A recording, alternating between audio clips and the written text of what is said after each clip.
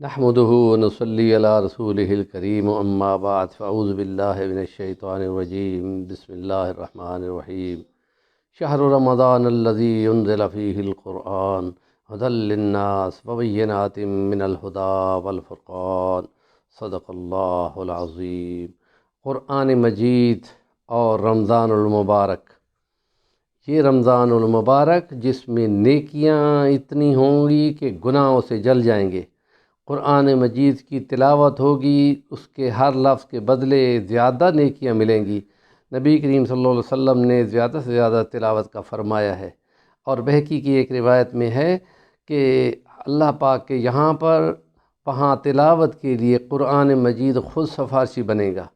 اور یہ ایک حدیثی مبارکہ ہے کہ جو لوگ قرآن مجید کو کبھی پڑھتے نہیں ہیں، قرآن مجید ان کے خلاف گواہ بن کر شکایت کرے گا کہ اے خدا ان کو دور کر دے اپنی رحمت سے، کہ انہوں نے کبھی ہمیں دیکھا بھی نہیں تھا، ہمیں پڑھا بھی نہیں تھا۔ اور جو قرآن مجید پڑھتے ہیں، قرآن مجید ان کی سفارش کرے گا، اور رمضان مبارک میں جو سماعت کرتے ہیں ان کی سفارش کرے گا کہ رات کو انہوں نے ہم کو سنا اور توجہ کے ساتھ اس پہ غور کیا اور اس کی آیات کو تو سمجھا اور اس پہ عمل کیا، اور دن میں پھر روزہ رکھا۔ پھر روزے کے بارے میں آتا ہے بہقی کی روایت پہ کہ روزہ بھی سفارشی بنے گا کہ اے خدا صرف تیری رضا کے لیے انہوں نے کھانے اور پینے خواہشات سے منہ بند کیا، اور سب کچھ کے ہوتے ہوئے صرف تیرے اوپر یقین کیا، اور روزہ سفارشی بنے گا کہ ہماری سفارش کو قبول کیا جائے۔ قرآن مجید کی سفارش بھی ہوگی کہ اس کی تلاوت کرنے سے اس کی بخشش کی جائے، اور یہ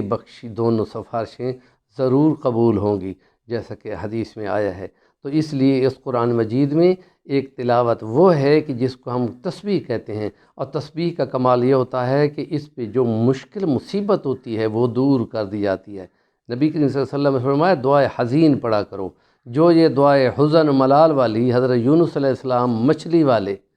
صاحب الحوت مچھلی والے کی جو دعا پڑھتا ہے وہ ضرور قبول کی جاتی ہے، کیونکہ خدا آگے فرماتا ہے وَكَذَلِكَ نُنْجِي الْمُؤْمِنِينَ، جو یہ پڑھتا ہے ہم ان کو ضرور نجات دیتے ہیں۔ فَنَادَى فِي الظُّلُمَاتِ اللَّا إِلَٰهَ إِلَّا أَنْتَ سُبْحَانَكَ إِنِّي كُنْتُ مِنَ الظَّالِمِينَ، اور ساتھ آگے فرماتا ہے فَلَوْلَا كَانَ مِنَ الْمُسَبِّحِينَ لَلَبِثَ فِي بَطْنِهِ إِلَىٰ يَوْمِ يُبْعَثُونَ، قیامت تک وہی مچھلی اس کی قبر بن جاتی، لیکن جو ہی انہوں نے تسبیح پڑھی اللہ پاک نے ان کو مچھلی کے پیٹ سے نکالا، نجات دی۔ تو وہ جب پڑھی جائے لا الہ الا انت یہ توحید ہے، اور سبحانکا یہ تسبیح ہے، انی کنتو من الظالمین یہ توبہ استغفار ہے۔ جو تین چیزیں اس کے اندر آ گئی ہیں ایک ہی مرحلے میں، تو اس کو زیادہ سے زیادہ پڑھا جائے تو اس سے گویا کہ یہ دوسرا عشرہ چل رہا ہے اور 12واں آج روزہ ہے، تو اس میں دوسرا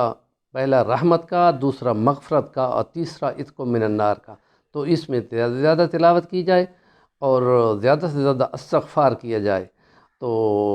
یہ ہمارے اس چینل کو آپ ضرور سبسکرائب کریں اور آگے دوستوں کو پہنچائیں اور نیکی میں حصہ دار بنیں، کیونکہ نبی پاک نے فرمایا ہے کہ جو نیکی کی بات کو شیئر کرتا ہے، اس کو بیان کرتا ہے، آگے بتاتا ہے، فَلْيُبَلِّغُ الشَّاهِدُ الْغَائِبُ، پس پہنچا دو جو غائب ہے، جو پہنچائے گا اس کو بھی اتنا ہی ثواب ملے گا جتنا کوئی خود نیکی کرنے والا ہوتا ہے۔ وآخر دعوانا الحمدللہ رب العالمین۔